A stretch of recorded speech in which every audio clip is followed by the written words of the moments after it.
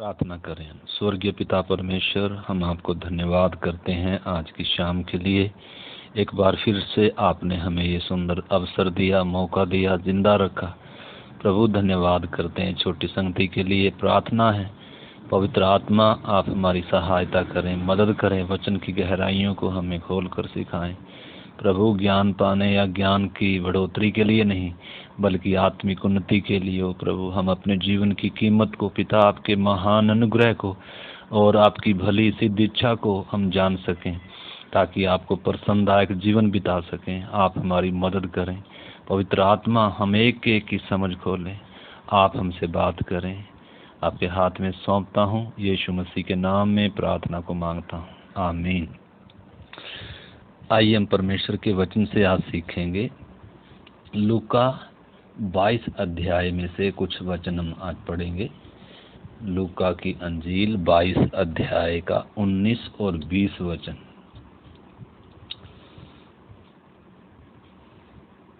लूका 22 अध्याय 19 और 20 वचन। फिर उसने रोटी ली और धन्यवाद करके तोड़ी और उनको यह कहते हुए दी, यह मेरी देह है जो तुम्हारे लिए दी जाती है। मेरे स्मरण के लिए यही किया करो। इसी रीति से उसने भोजन के बाद कटोरा भी लिया, यह कहते हुए लिया, यह कटोरा मेरे उस लहू में जो तुम्हारे लिए बहाया जाता है, नई वाचा है। आज हम इस विषय में परमेश्वर के वचन से सीखेंगे, नई वाचा के विषय में। तो हम इसको नाम दे सकते हैं, कलीसिया नई वाचा में बुलाए या चुने गए लोग हैं। नई वाचा एक पुरानी वाचा थी और अब नए नियम में नई वाचा है। इब्रानियों की पत्री उसका 9 अध्याय का 15 वचन भी हम पढ़ेंगे। इब्रानियों की पत्री 9 अध्याय में से हम कुछ वचन पढ़ेंगे। आइए हम पहले उसका 15 वचन पढ़ते हैं और हम इस विषय को सीखेंगे। 9 का 15। इसी कारण वह नई वाचा का मध्यस्थ है, ताकि उसकी मृत्यु के द्वारा जो पहली वाचा के समय के अपराधों से छुटकारा पाने के लिए हुई, बुलाए हुए लोग प्रतिज्ञा के अनुसार अनंत मिरास को प्राप्त करें। क्योंकि जहाँ वाचा बांधी गई है, वहाँ वाचा बांधने वाले की मृत्यु का समझ लेना भी अवश्य है, जरूरी है। क्योंकि ऐसी वाचा मरने पर ही पक्की होती है, और जब तक वाचा बांधने वाला जीवित रहता है तब तक वाचा काम की नहीं होती। तो इधर हम परमेश्वर के वचन से देखते हैं, नई वाचा के बारे में आज हम देखेंगे। कलीसिया या विश्वासी हम सब नई वाचा में बुलाए गए या चुने गए लोग हैं। और इस वाचा का मध्यस्थ कौन है? यीशु मसीह है। पुरानी वाचा का मध्यस्थ मूसा था और नई वाचा का मध्यस्थ कौन है?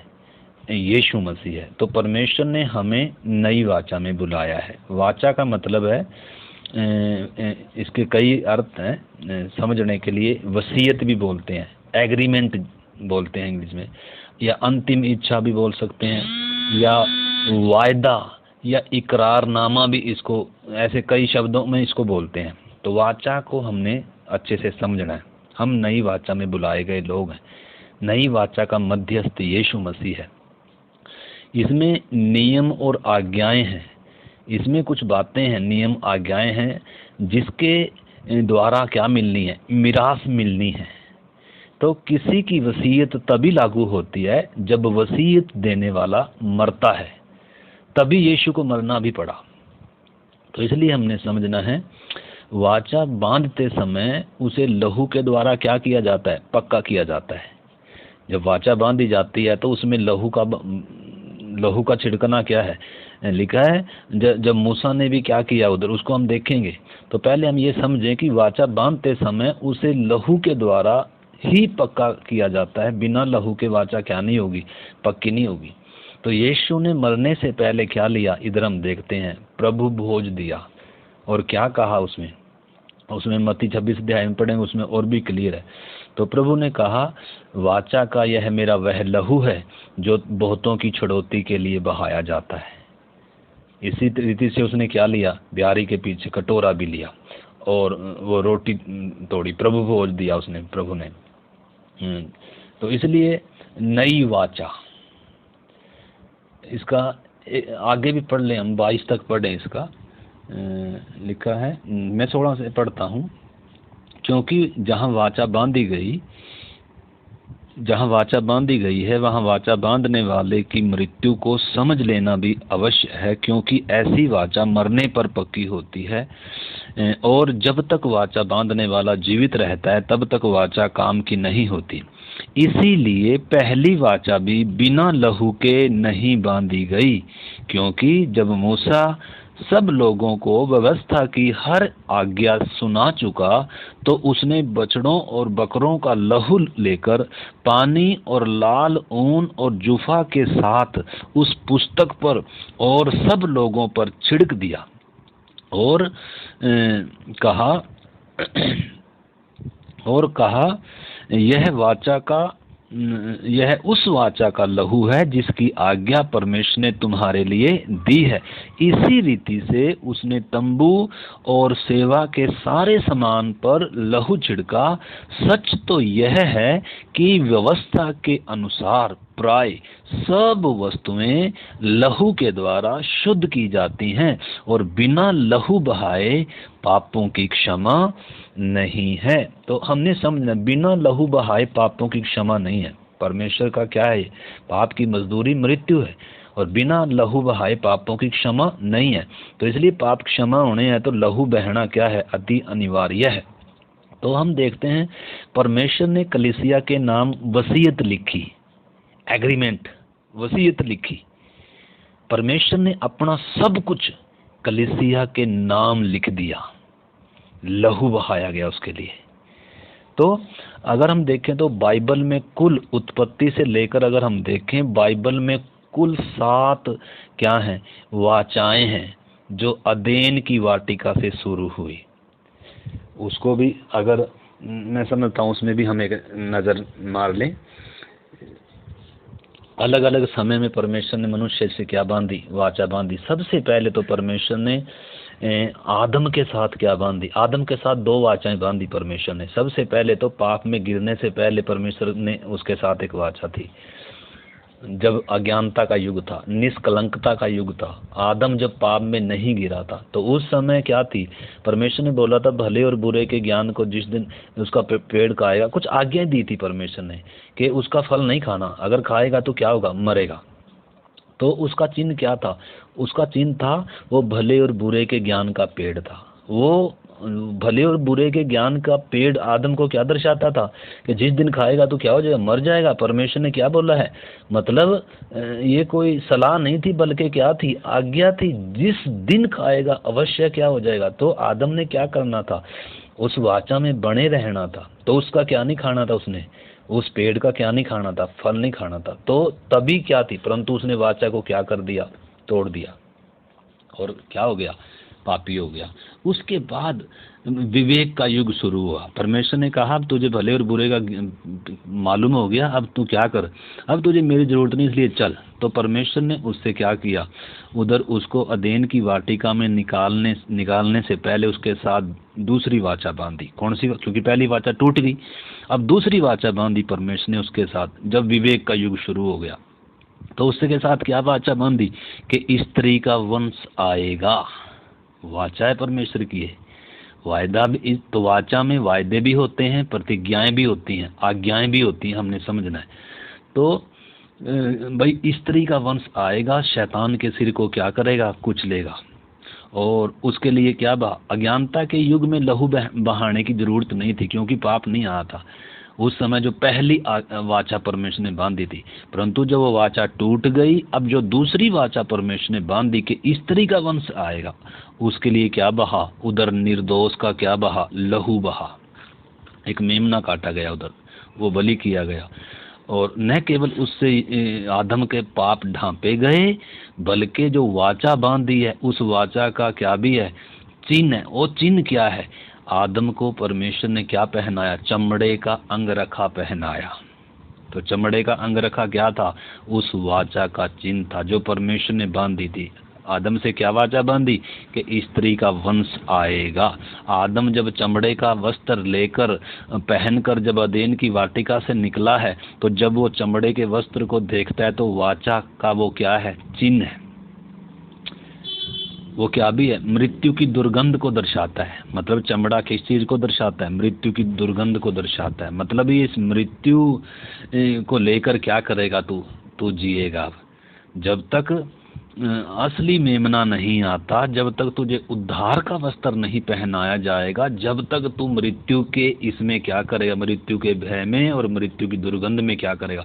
तो आगे उसमें और बातें हैं, ठीक है ना। परंतु हमने समझना, विवेक के युग में भी चिन्ह वाचा थी और उस वाचा का चिन्ह चमड़े का अंगरखा था। फिर परमेश्वर ने मनुष्यों के साथ ये विवेक के युग की वाचा कहाँ समाप्त हुई? जब मनुष्य के राज्य का युग शुरू हुआ। उधर जाकर क्या हुआ? परमेश्वर ने जब नूह के द्वारा परमेश्वर ने संपूर्ण मानव जाति को पानी में क्या कर दिया? नूह और उसके साथ 8 प्राणियों को परमेश्वर ने क्या किया? कुल 8 प्राणियों को बचाया। तो नूह उस समय क्या कर रहा है? जब परमेश्वर के सामने होम बलि कर रहा है, जब वो किश्ती में से बाहर निकला, तो उस समय नूह ने क्या किया? उधर बलि किया और होम बलि चढ़ाई उसने। और तब परमेश्वर ने उससे क्या बांधे? कुछ वायदे उससे क्या दिए? कुछ नियम दिए, कुछ बातें बोली उसको कि क्या नहीं करना, मनुष्य का मनुष्य से खून, मतलब कुछ बातें आप 9 अध्याय में पढ़ना। तो परमेश्वर ने उधर भी क्या बांधी? इंसान से वाचा बांधी। और उस वाचा में क्या कहा परमेश्वर ने? कि मैं पृथ्वी को कभी नाश नहीं करूंगा, जल प्रलय के द्वारा मैं कभी क्या नहीं करूंगा? नाश नहीं करूंगा। और तुमने भी क्या करना है? ये काम नहीं करना। परमेश्वर ने उधर कुछ आज्ञाएं दी।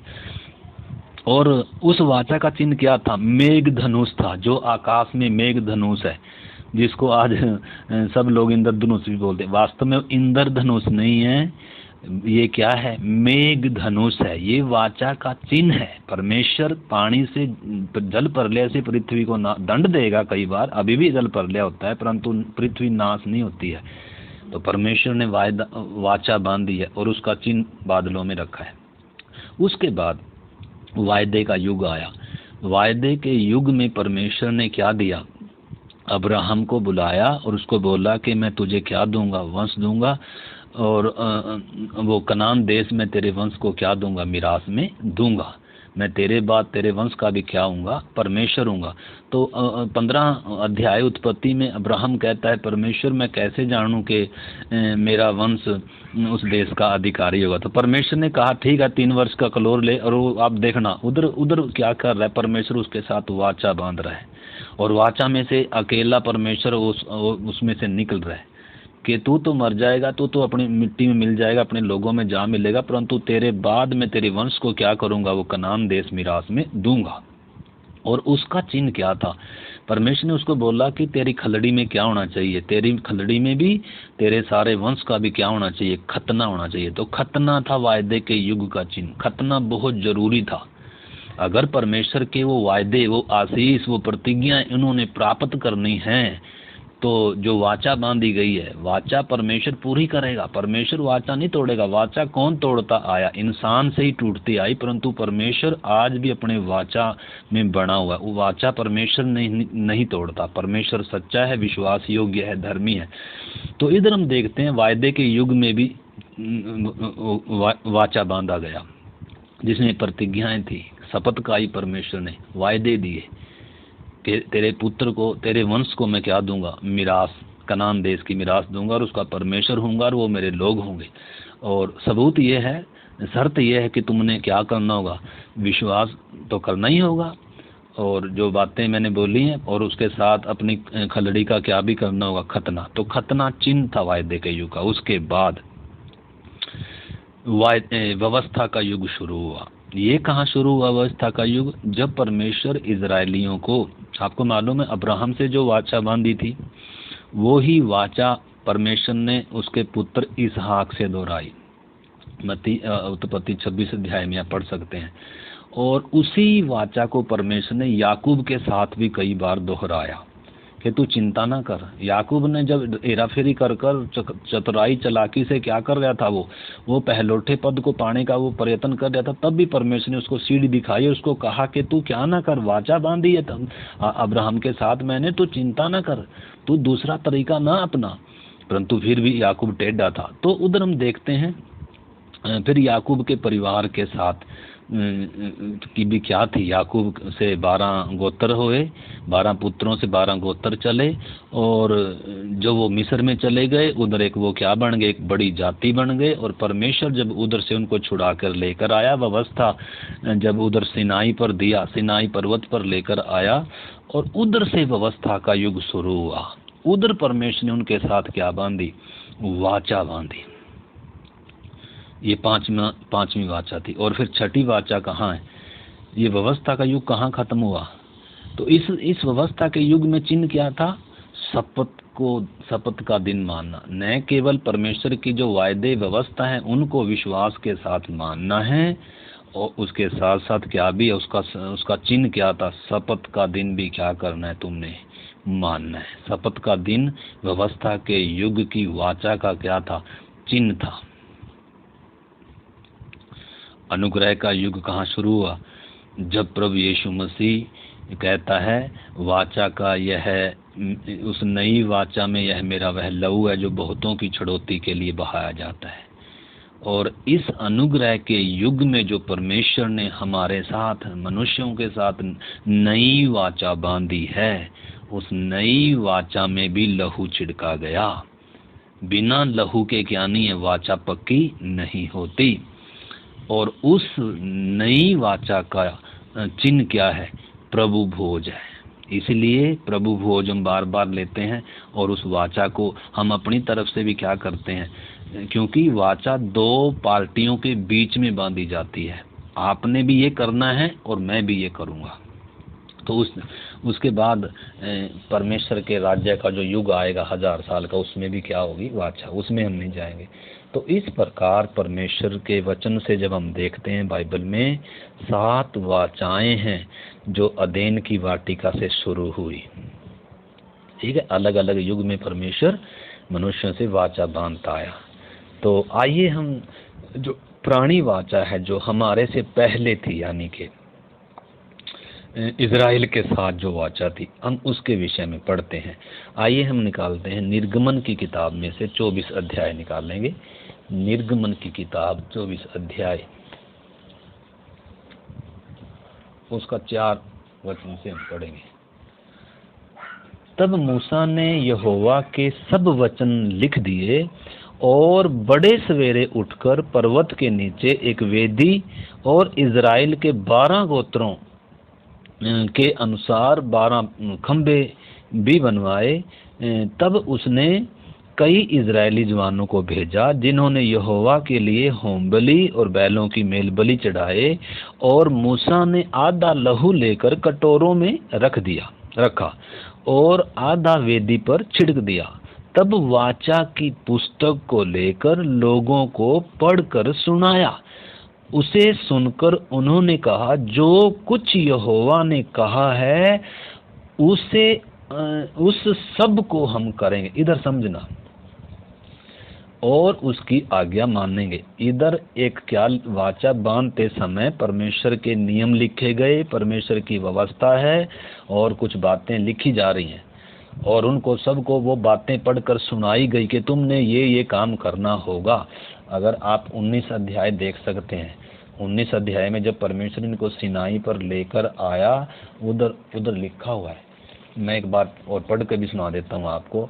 जब 19 अध्याय में परमेश्वर इनको लेकर आया, कहाँ ले आया, इनको मिस्र से छुड़ाकर इनको सिनाई पर ले आया। और क्या कहता है प्रभु, 1 से पढ़ता हूँ।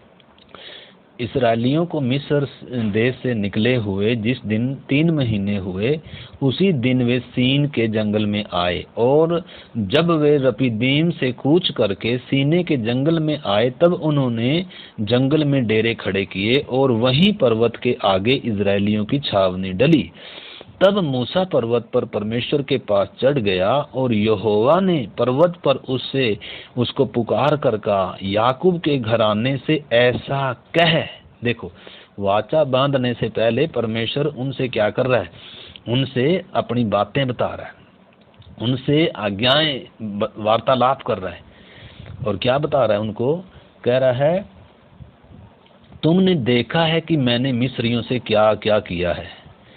तुमको मानो उकाव पक्षी के पंखों पर चढ़ाकर अपने पास ले आया हूँ। परमेश्वर क्या कह रहा है? तुमने देखा है ना, सब ने अपनी आंखों से देखा है मैंने मिस्र में क्या किया। न केवल 10 विपत्तियां डाली, तुम बड़ी भारी गुलामी में थे, बहुत ताकतवर सेना और फिरौन था जो आपके ऊपर क्या कर रहा था? हुकूमत कर रहा था। न केवल उसका मैंने नाश किया, उसके कब्जे में से मैंने तुम्हें छुड़ा कर लेकर आया। और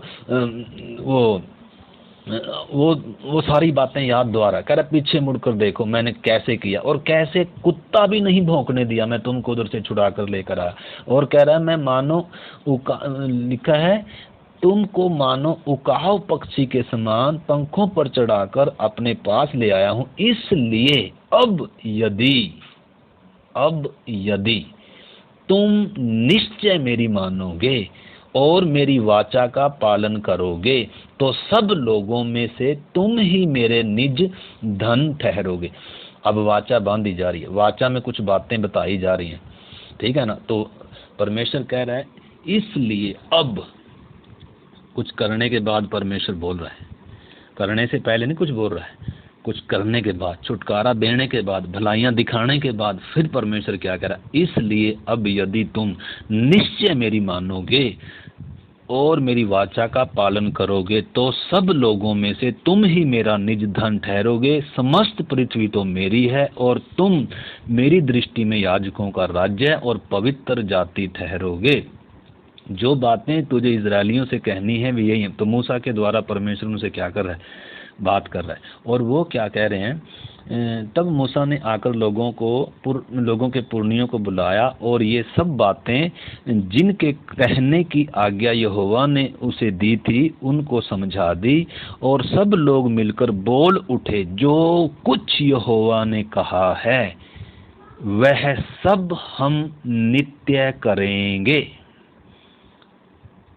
लोगों की यह बातें मूसा ने यहोवा को सुनाई। तो आपस में क्या होगी? दोनों पार्टियों की क्या होगी?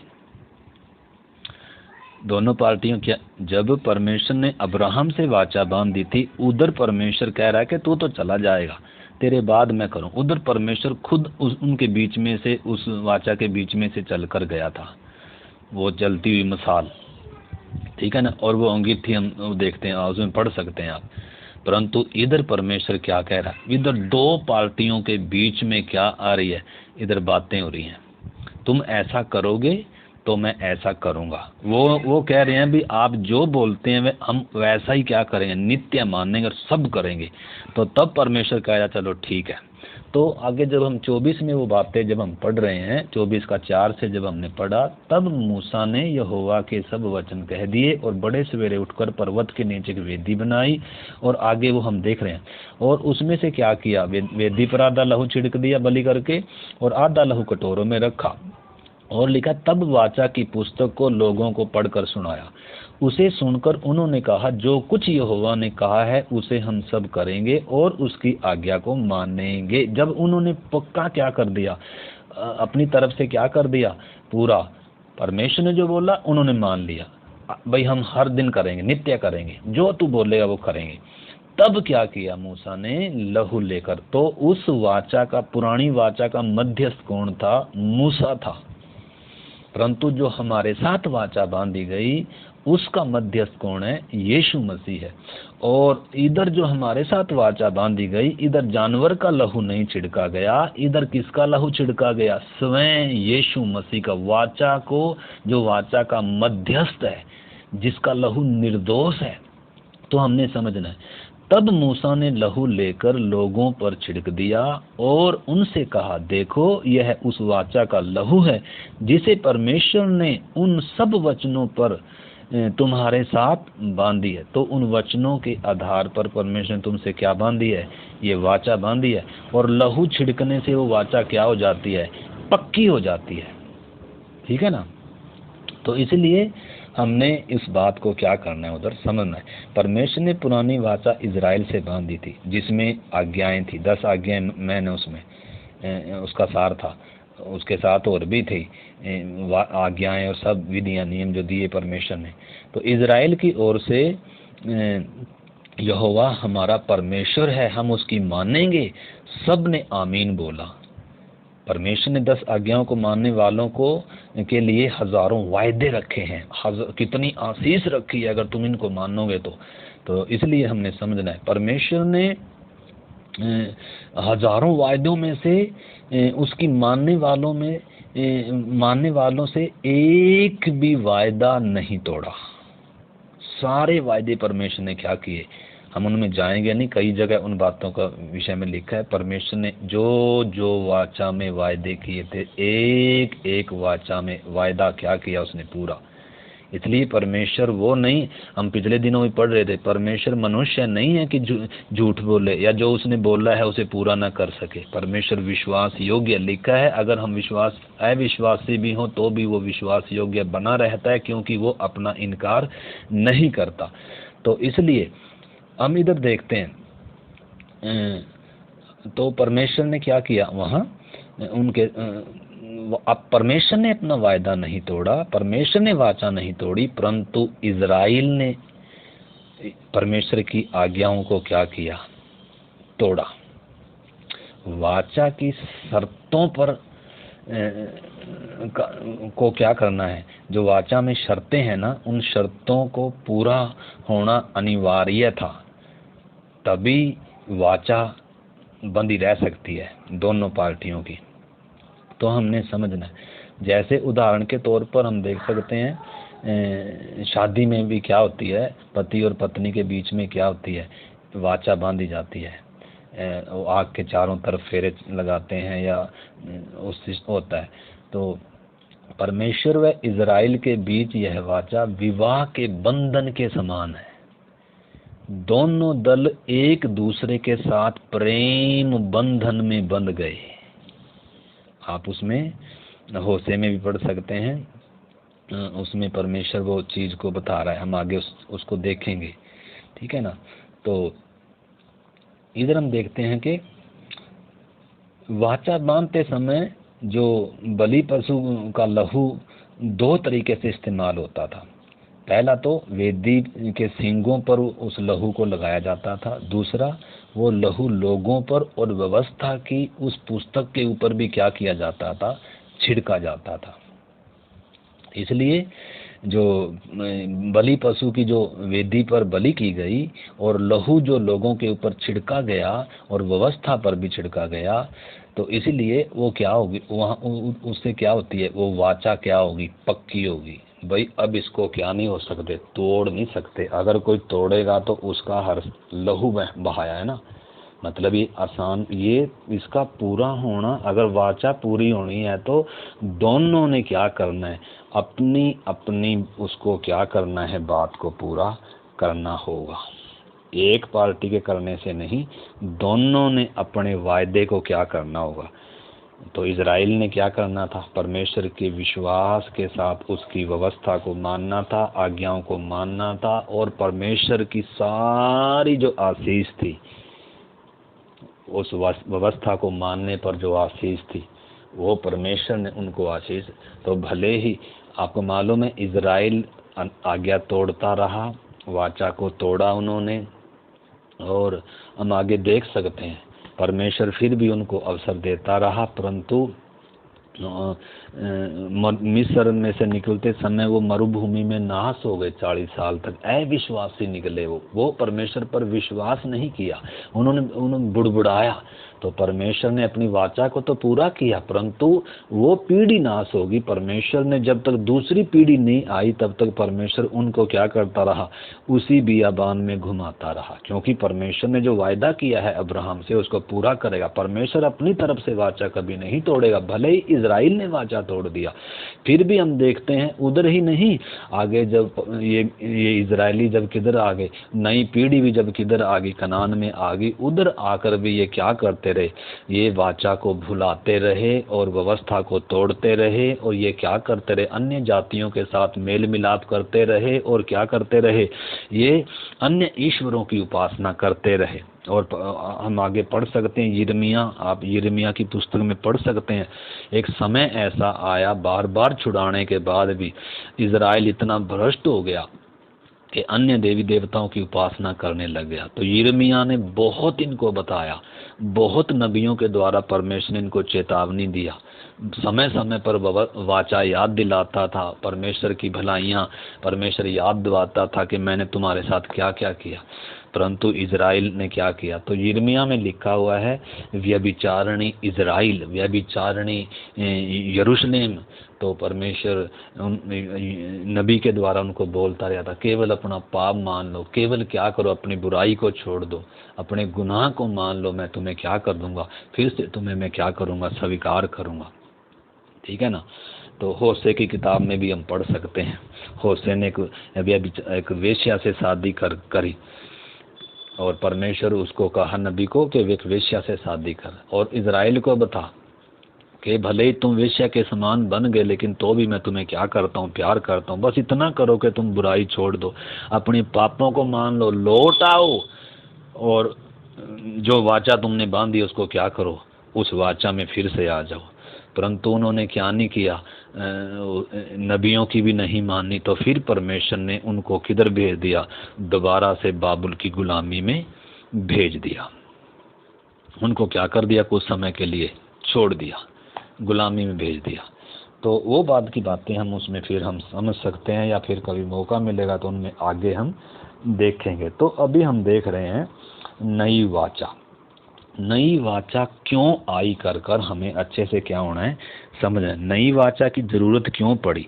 पहली बात तो ये है कि उन्होंने जो पुरानी वाचा है वो क्या कर दी, तोड़ दी। और दूसरी बात ये भी थी कि पुरानी वाचा में क्या नहीं होता था, पुरानी वाचा एक समय के लिए थी सिर्फ, पुरानी वाचा सदा के लिए नहीं थी।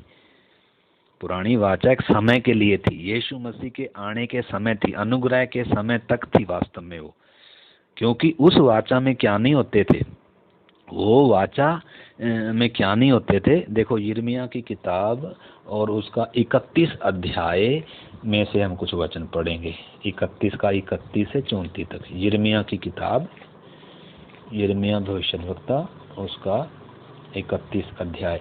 यिर्मयाह किताब जब आप पढ़ोगे तो उसमें परमेश्वर ने इज़राइल को कितनी बार क्या किया। यिर्मयाह एक रोने वाला नबी था, इज़राइल के लिए रोया। इज़राइल जब ऐसे पाप में गिरा हुआ था और ऐसे अंधकार के समय में था, जब रहाब राजा और राजाओं का समय था, ये उस समय ये यिर्मयाह नबी हुआ, ये कितना रोया इज़राइल के लिए, और उनको कितना चेतावनी दिया परमेश्वर की तरफ से उनको कितना, लेकिन तो भी इज़राइल क्या नहीं किया, मन नहीं फिर आया और वो माने नहीं। तो इधर 31 का 31 में क्या कह रहा है, परमेश्वर कह रहा है, फिर यहोवा की यह भी वाणी है, सुन, ऐसे दिन आने वाले हैं जब मैं इज़राइल और यहूदा के घराने से नई वाचा बांधूंगा। वह उस वाचा के समान न होगी जो मैंने उनके पुरखाओं से उस समय बांधी थी, जब मैं उनका हाथ पकड़कर उन्हें मिस्र देश से निकाल लाया। क्योंकि यद्यपि मैं उनका पति था तो भी, देखो पति के तौर पर क्या बांधी थी, वाचा, कि मैं तुम्हारा साथ कभी नहीं छोड़ूंगा, पर तुम्हें भी मेरा साथ कभी नहीं छोड़ना होगा। छुड़ा कर लेकर आया। और जैसे पति आगे आगे चलता है और पत्नी पीछे पीछे चलती है, ऐसे ही इज़राइल किसके पीछे पीछे हो लिया, जंगल के मार्ग में। परंतु हो तो लिया, परंतु वाचा क्या करता आया, तोड़ता आया। तो इधर क्या बता रहा है परमेश्वर, कह रहा है यद्यपि मैं उनका पति था तो भी उन्होंने मेरी वह वाचा तोड़ डाली, परंतु जो वाचा मैं उन दिनों के बाद इज़राइल के घराने से बांधूंगा वह यह है कि मैं अपनी व्यवस्था उनके मनों में समवाऊंगा। इधर व्यवस्था परमेश्वर ने पत्थर की पटियाओं पर लिखी थी सिनाई पर, परंतु ये जो नई वाचा होगी, इस नई वाचा में परमेश्वर क्या कह रहा है कि मैं अपनी व्यवस्था उनके मनों में, हृदयों पर लिखूंगा। और कहता है और उसे उनके हृदयों पर लिखूंगा और उनका परमेश्वर ठहरूंगा और वो मेरी प्रजा ठहरेंगे। यहोवा की यही वाणी है। तब उन्हें फिर एक दूसरे से यह कहना न कहना पड़ेगा कि यहोवा को जानो, क्योंकि यहोवा की यह वाणी है, छोटे से लेकर बड़े तक सब के सब मेरा ज्ञान रखेंगे, क्योंकि मैं उनका अधर्म क्षमा करूंगा और उनका पाप फिर स्मरण न करूंगा। तो ये इसका जो एक पहलू कब पूरा होगा, जब 1000 साल का राज्य शुरू होगा। यीशु मसीह इज़राइल में यरूशलेम में बैठकर क्या करेगा, 1000 साल के लिए राज्य करेगा। उस समय इज़राइल को क्या करेगा, परमेश्वर क्या करेगा इज़राइल में, ये इस भविष्यवाणी का पूरा होना है। एक पहलू वो भी है, परंतु हमने समझना है ये जो नई वाचा का जिक्र है, ये नई वाचा यीशु मसीह किसके साथ वो बता रहा है। यीशु मसीह कह रहा है वाचा का यह मेरा वह लहू है, नई वाचा का वह लहू है जो तुम्हारी छड़ौती के लिए बहाया जाता है। किसके साथ भी है वो वाचा, वो वास्तव में कलीसिया के साथ, असली में कलीसिया के साथ, हम नए नियम के विश्वासियों के साथ, कलीसिया के साथ बांधी गई वो नई वाचा है। 1000 साल के राज्य में होगा एक पहलू उसका, परंतु वास्तव में वो असली में किसके साथ बांधी गई, कलीसिया के साथ बांधी गई। आइए हम इसमें से परमेश्वर के वचन से आगे पढ़ेंगे। इब्रानियों की पत्री 8 अध्याय में से कुछ वचन हम पढ़ेंगे। तो इधर हमने समझना है परमेश्वर ने नई वाचा के विषय पहले से ही क्या कर दिया था, बता दिया था कि मैं नई वाचा बांधूंगा। ये पहली वाचा के समान नहीं होगी। पहली वाचा वो तोड़ दी, वो अनाज्ञाकारी रहे, परंतु जो नई वाचा होगी वो बहुत ही क्या होगी, स्ट्रॉन्ग होगी। वो हृदय पर लिखूंगा, वो कभी भुलाई नहीं जाएगी। उसमें वो मतलब पुरानी वाचा से बढ़कर होगी, ठीक है ना। तो इसलिए परमेश्वर ने पहले ही बोल दिया था, जैसे एक पत्नी अपने पति से विश्वासघात करती है, ऐसे ही इज़राइल ने मुझसे क्या किया है, विश्वासघात किया है, ठीक है ना। इसलिए इब्रानियों की पत्री 8 का 6 से अभी हम पढ़ेंगे। इब्रानियों की पत्री, इसमें हम प्रभु भोज के विषय में भी हम आगे देखेंगे। तो इसलिए हम नई वाचा में बुलाए गए लोग हैं कर हम सीख रहे, नई वाचा में पुरानी वाचा में उन बातों को हम सीख रहे, अंतर को भी हम देखेंगे, तो उस चीज को हम समझें। 8 अध्याय का, इब्रानियों की पत्री 8 अध्याय का 6 से हम पढ़ेंगे।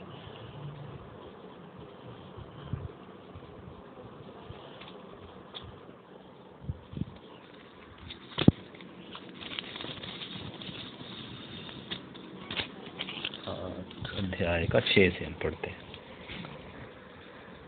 पर उन याजकों से बढ़कर सेवा यीशु को मिली, क्योंकि वह उस उत्तम वाचा का मध्यस्थ ठहरा जो और उत्तम प्रतिज्ञाओं के सहारे बांधी गई। तो लिखा है, इसका एक बार और पढ़ता हूं मैं, लिखा है पर उन याजकों से बढ़कर सेवा यीशु को मिली। उस पुरानी वाचा में क्या भी होता था, एक मंदिर भी था, याजक भी होते थे, उसके कई पहलू होते हैं। तो यीशु मसीह न केवल छुड़ाने वाला हमारे नई वाचा का मध्यस्थ है, और वो क्या भी है, उन महायाजकों से बढ़कर सेवा किसको मिली, यीशु को मिली है। उनको तो मृत्यु रहने नहीं देती थी, वो तो हारून की रीति पर थे, वो तो मर जाते थे, दूसरा आता था। परंतु हमारा जो महायाजक है, ये जो उत्तम वाचा का मध्यस्थ है, ये वाचा भी उत्तम है, ये मध्यस्थ भी क्या है, ये उनसे उत्तम है, और इसकी जो प्रतिज्ञाएं हैं वो भी क्या है, उत्तम है। ये है वास्तव में असली है, वो सिर्फ छाया थी, असली अब है, वर्तमान है असली। तो इसलिए लिखा है उनसे बढ़कर सेवा यीशु को मिली, क्योंकि वह उस और भी उत्तम वाचा का मध्यस्थ ठहरा जो उस उत्तम प्रतिज्ञाओं के सहारे बांधी गई। तो यीशु मसीह हारून की रीति पर सदा का महायाजक है, ठीक है ना। तो इधर हम 7 वचन से भी आगे पढ़ते हैं, क्योंकि यदि वह पहली वाचा निर्दोष होती तो दूसरी के लिए अवसर न ढूंढा जाता, पर वह उन पर दोष लगाकर कहता है, प्रभु कहता है, देखो वे दिन आते हैं कि मैं इज़राइल के घराने के साथ और यहूदा के घराने के साथ नई वाचा बांधूंगा। यह उस वाचा के समान न होगी जो मैं उनके बाप दादाओं के साथ मैंने बांधी थी, उस समय बांधी थी जब मैं उनका हाथ पकड़कर उन्हें मिस्र से निकाल ले आया, क्योंकि वे मेरी वाचा पर स्थिर न रहे, इसलिए मैंने उनकी सुधि न ली। पर यही प्रभु यही कहता है, आगे 12 तक हम इसको पढ़ेंगे। फिर प्रभु कहता है कि जो वाचा मैं उन दिनों के बाद इज़राइल के घराने के साथ बांधूंगा वह यह है कि मैं अपनी व्यवस्था को उनके मनों में लिखूंगा और उसे उनके हृदयों पर लिखूंगा, और मैं उनका परमेश्वर ठहरूंगा और वो मेरे लोग ठहरेंगे। और हर एक अपने देश वाले को और अपने भाई को यह शिक्षा न देगा कि तू प्रभु को पहचान, क्योंकि छोटे से बड़े तक सब मुझे जान लेंगे, क्योंकि मैं उनके अधर्म के विषय में दयावंत होऊंगा और उनके पापों को फिर स्मरण न करूंगा। तो आगे हम उसमें आगे और भी हम आगे उसमें देख सकते हैं। तो मेन चीज क्या है हमने समझना है, नई वाचा में परमेश्वर क्या कह रहा है, जो नई वाचा में हैं वे मेरे लोग ठहरेंगे, मैं उनका परमेश्वर ठहरूंगा और उनके अधर्म को मैं क्षमा करूंगा और उनके पाप क्या हो जाएंगे, उनके पाप, आपको मालूम है उस वाचा में पाप मिटाए नहीं जाते थे, ढांपे जाते थे। उस वाचा में लहू किसका था, पशुओं का था, परंतु इस वाचा में लहू किसका है, यीशु मसीह का है। ये उत्तम वाचा है, इसकी उत्तम प्रतिज्ञाएं हैं, उसमें पाप ढंपे जाते थे। उस वाचा में तो वो पत्थर की पट्टियों पर खुदे हुए थे, वचन व्यवस्था उनके हृदय में नहीं थी, इसलिए वो पाप में गिर जाते थे, समर्पण करते थे परंतु बार बार क्या हो जाते थे। परंतु नई वाचा उससे उत्तम है, परमेश्वर कह रहा है इसलिए उससे क्या होगी, बहुत ही क्या होगी, उत्तम होगी। तो मैं और आप या कलीसिया नई वाचा में बुलाए गए चुने गए लोग हैं। हमारा सौभाग्य उनसे कितना ऊंचा है, तो हमने समझना है। तो इधर जो परमेश्वर कह रहा है, पुरानी वाचा पत्थर की पट्टियों पर लिखी गई थी, नई वाचा परमेश्वर ने पवित्र आत्मा के द्वारा हमारे हृदय की पट्टियों पर लिखी है। हम दूसरा कुरिन्थियों उसका 3 अध्याय में से हम एक वचन पढ़ते हैं। दूसरा कुरिन्थियों 3 अध्याय में से हम पढ़ते हैं।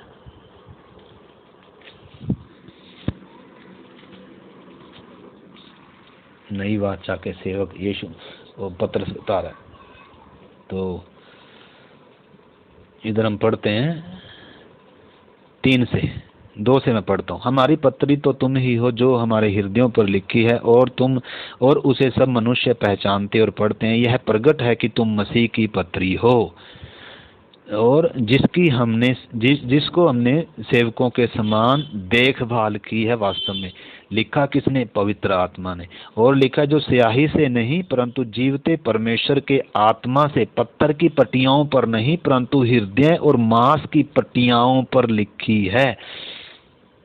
आगे भी आप इसमें पढ़ सकते हैं। तो इधर मेन चीज क्या है, उस समय उनको तो पत्थर की पट्टियों पर व्यवस्था खोद कर दिया था।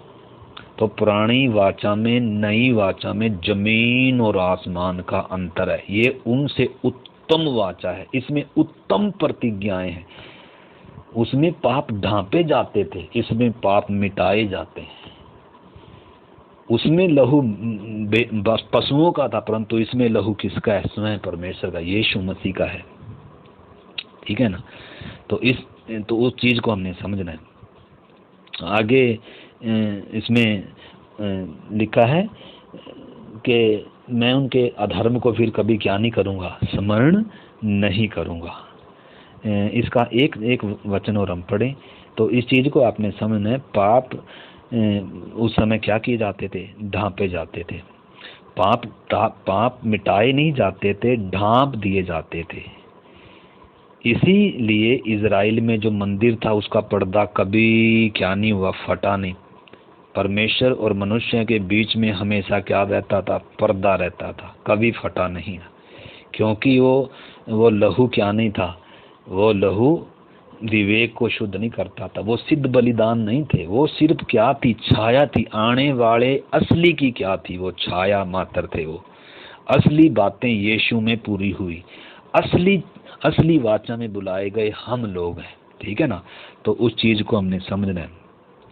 पाप मिटाए नहीं जाते थे, इसलिए पर्दा कभी नहीं हटा। यीशु के क्रूस पर मरते हुए जब उसने कहा सब कुछ पूरा हुआ, तो मंदिर का पर्दा, भारी पर्दा ऊपर से लेकर नीचे तक क्या हो गया, फट गया, दो भाग हो गया। अब परमेश्वर और मनुष्य के बीच में जो दीवार थी वो क्या होगी, खत्म होगी। पाप के ऊपर क्या गिर चुका है, न्याय गिर चुका है। परमेश्वर का न्याय पूरा हो गया, सिद्ध बलिदान हो गया। अब परमेश्वर क्या कर सकता है, इंसान से मेल कर सकता है। इंसान परमेश्वर से क्या कर सकता है, मेल कर सकता है। अब इंसान के अंदर से पाप निकल जाएगा। अब इंसान पूरा क्या हो सकता है, उसके पाप धोए जाकर, मिटाए जाकर, वह पूरा शुद्ध होकर परमेश्वर से क्या कर सकता है, शुद्ध विवेक के साथ ही आपके साथ मेल कर सकता है। पुरानी वाचा में विवेक कभी शुद्ध नहीं होता था, और वो अपने समर्पण में बने भी नहीं रहते थे, क्योंकि अंदर पाप राज्य करता था, अंदर व्यवस्था, अंदर वचन नहीं थे।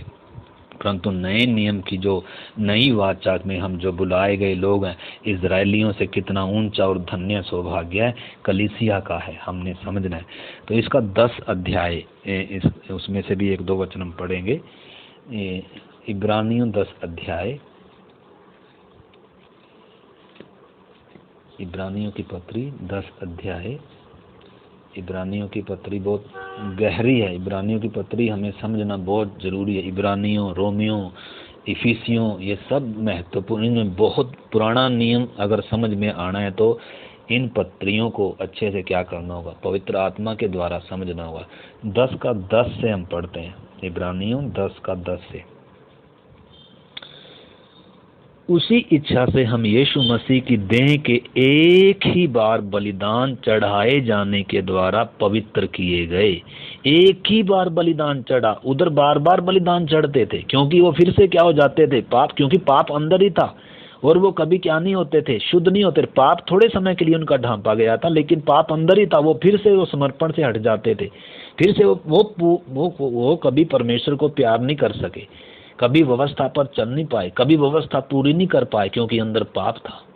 पाप ने कभी भी, पाप परमेश्वर की व्यवस्था का उल्लंघन करवाता है। पाप पर मनुष्य को परमेश्वर के विरुद्ध खड़ा करता है। पाप इंसान को परमेश्वर से दूर करता है। परंतु इस बलिदान के द्वारा, एक ही बलिदान, यीशु का पवित्र बलिदान के द्वारा वो पर्दा हट गया और पाप की जंजीरें मनुष्य के ऊपर से क्या हुई, टूट गई, हर एक विश्वास करने वाले से। तो इधर लिखा है एक ही बार बलिदान चढ़ाए जाने के द्वारा पवित्र किए गए हैं।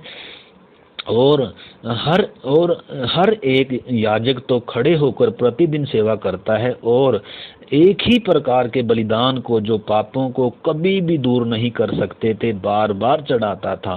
परंतु यह व्यक्ति तो पापों के बदले एक ही बलिदान सर्वदा के लिए चढ़ाकर परमेश्वर की दाहिनी ओर जा बैठा, और उसी समय से इसकी बाट जोह रहा है कि उसके बैरी उसके पांव के नीचे की पीढ़ी बने, क्योंकि उसने एक ही चढ़ावे के द्वारा उन्हें जो पवित्र किए जाते हैं सर्वदा के लिए सिद्ध कर दिया। सर्वदा के लिए क्या कर दिया, सिद्ध कर दिया। और पवित्र आत्मा भी हमें यही गवाही देता है, क्योंकि उसने पहले कहा था, प्रभु कहता है कि जो वाचा मैं उन दिनों के बाद उनसे बांधूंगा वह यह है कि मैं अपने नियम उनके हृदयों पर लिखूंगा और उनके विवेक में डालूंगा। तो इसलिए आगे 17 में भी लिखा है, फिर वह यह कहता है, मैं उनके पापों को और उनके अधर्म के कामों को फिर कभी स्मरण न करूंगा, और जब उनकी क्षमा हो गई तो फिर पापों के लिए कोई बलिदान बाकी नहीं है। अगर पाप पूरे मिटाए नहीं गए होते तो फिर बलिदान की जरूरत पड़ती, परंतु एक ही बलिदान के द्वारा वो क्या हो गए, सारे पाप मिटाए गए, पर्दा फट गया, दीवार गिर गई। अब बलिदान की जरूरत नहीं है। निश्चय है महायाजकीय सेवकाई अभी भी है, स्वर्ग में मलकीसेदेक की रीति पर यीशु हमारा महायाजक होकर आज भी हमारे लिए क्या कर रहा है, परंतु बलिदान एक ही बार हुआ, वो दोबारा और कोई बलिदान बाकी नहीं रहा। हमने उस चीज को समझना है। तो यीशु ने अपनी क्रूस की मृत्यु के द्वारा सर्वदा के लिए सिद्ध बलिदान एक ही बार चढ़ा दिया। परमेश्वर पुरानी वाचा के विषय में जो भेड़ बकरियों के लहू से बांधी जाती थी इतना गंभीर था, तो नई वाचा जो उसने अपने इकलौते पुत्र के लहू से बांधी है उसके विषय में वह कितना गंभीर होगा। प्रभु यीशु के द्वारा क्रूस पर बहाया गया वाचा का वह लहू हमारे पापों को मिटाए जाने के लिए परमेश्वर का इकरारनामा है, अर्थात उसकी प्रतिज्ञा है कि उसके लहू से हमारे पाप मिटाए गए हैं। हम अपने उद्धार के प्रति आश्वासित हो सकते हैं, क्योंकि परमेश्वर अपनी वाचा को कभी भी तोड़ेगा नहीं जो उसने अपने पुत्र के लहू के द्वारा हमसे बांधी है। तो अब उस चीज को हमने क्या करना है, तो इसी के साथ इस नई वाचा में जो चिन्ह है वो प्रभु भोज आता है। तो हम प्रभु भोज के बारे में भी सीखेंगे आने वाले उसमें। तो आइए हम प्रार्थना करते हैं। नई वाचा को समझना हमें अति जरूरी है। पुरानी वाचा में और नई वाचा में कितना अंतर है, पुरानी वाचा से कितनी उत्तम है नई वाचा, और उसका मध्यस्थ जो यीशु मसीह है, और वो बलिदान और उसकी महायाजकी से सब बातें। तो इसलिए प्रार्थनाओं के साथ इन बातों को पढ़ें। मनुष्यों के प्रयास करने से भी बात नहीं बनेगी जब तक पवित्र आत्मा हमें इन बातों की गहराइयों में ना लेकर चले, और उसके लिए हमारे अंदर भूख और प्यास होना अति जरूरी है। तो पुराना नियम इतना गहरा है, ये जो इब्रानियों की पत्री, रोमियों की पत्री, इफिसियों की पत्री, इतनी गहरी पत्री हैं। पुराना नियम अगर समझ में आना है तो इन पवित्र आत्मा के द्वारा इनको समझना बहुत क्या है, जरूरी है। तो आज हमने सीखा कलीसिया नई वाचा में बुलाए गए लोग हैं। परमेश्वर ने हमें नई वाचा में बुलाया है, और ये नई वाचा क्या है, उस पुरानी वाचा से कितनी क्या है, उत्तम है। एक ही बलिदान सर्वदा के लिए चढ़ गया, और पाप पूरी रीति से क्या किए गए, मिटाए गए हैं। तो हम अपने उद्धार के प्रति हर एक विश्वासी ने क्या होना है, आश्वासित होना है कि मेरे पाप पूरे क्या कर दिए, मिटाए गए। प्रभु अब मेरे पापों को क्या नहीं करेगा, स्मरण नहीं करेगा। निश्चय है कई बार विवेक अगर कोई दोषी ठहराता है, हमने पाप कर दिया, गलती कर दिया, तो हम इब्रानियों का लेखक क्या कहता है 10 अध्याय में 14 अध्याय में हम पढ़ सकते हैं। आइए मैं उसका वचन पढ़ करूँ, फिर हम प्रार्थना करेंगे। उसका 10 का 19 से पढ़े। इसलिए हे भाइयों, जब हमें यीशु के लहू के द्वारा उस नए और जीवते मार्ग से पवित्र स्थान में प्रवेश करने का हियाब हो गया है, जो उसने पर्दे अर्थात अपने शरीर में से होकर हमारे लिए अभिषेक किया, और इसलिए कि हमारा ऐसा महान याजक है जो परमेश्वर के घर का अधिकारी है। तो आओ हम सच्चे मन और पूरे विश्वास के साथ और विवेक का दोष दूर करने के लिए हृदय पर छिड़काव लेकर और देह को शुद्ध जल से धुलवा कर परमेश्वर के समीप जाएं, और हम अपने आशा के अंगीकार को दृढ़ता से थामे रहें, क्योंकि जिसने प्रतिज्ञा की है वह सच्चा है। तो इसलिए हमारा विवेक निश्चय है, जब गलती होगी तो गलती होना भी क्या है, क्योंकि अगर हम जागृत नहीं है, जैसा में चलना वैसे नहीं चलेंगे, जैसा वचन जैसे संगति प्रभु के साथ होनी चाहिए, तो निश्चय हम क्या होंगे, क्योंकि हमारे अंदर शारीरिकता है, बिगड़ा हुआ स्वभाव है, भले उद्धार हो गया तो हमें चांस रहता है गिरने का, बहकने का, गलती करने का, परंतु उसी समय हमने अपनी गलती को क्या करना है, क्योंकि व्यवस्था अंदर है, पवित्र आत्मा विवेक अंदर होने के कारण विवेक शुद्ध कर दिया, पवित्र आत्मा अंदर है, नया मनुष्य तो अंदर है। तो गलती कर लिया तो हमें वो पुराना नया मनुष्य तो उसमें सहयोग नहीं करता, हमें कायल करता रहता है। और उस समय अगर विवेक दोष देता है तो हमें उसमें क्या करना है, विवेक का दोष दूर करते हुए, लहू का छिड़काव लेते हुए, इसमें 4 4 अध्याय में भी उसमें है, मैं वो भी पढ़ता हूँ, फिर प्रार्थना करते हैं। इसलिए 4:14, इसलिए जब हमारा ऐसा बड़ा महायाजक जो स्वर्गों से होकर गया, अर्थात परमेश्वर का पुत्र यीशु, तो आओ हम अपने अंगीकार को दृढ़ता से थामे रहें। विवेक, कई बार विवेक क्या करेगा, तो इसलिए आप क्या करें, अगर कुछ गलती भी हो गया तो उसको मान कर क्या करना है, यीशु मसीह हमारा मध्यस्थ है और उसका लहू हमें सब पापों से क्या करता है। यूहन्ना की पहली पत्री 1:9 में भी वही लिखा है, यदि हम अपने पापों को मान लें तो उसके पुत्र का लहू हमें सब पापों से शुद्ध करने में विश्वास योग्य, और परमेश्वर धर्मी है हमारे सारे पापों को क्षमा करने में। तो इधर लिखा है दृढ़ता से थामे रहें, क्योंकि हमारा ऐसा महायाजक नहीं जो हमारी निर्बलताओं में हमारी सहायता हमारे साथ दुखी न हो सके, वरन वह सब बातों में हमारे समान परखा तो गया तो भी निष्पाप निकला। इसीलिए आओ हम अनुग्रह के सिंहासन के निकट ही आ बांध कर चलें कि हम पर दया हो और वह अनुग्रह पाएं जो आवश्यकता के समय हमारी सहायता करे।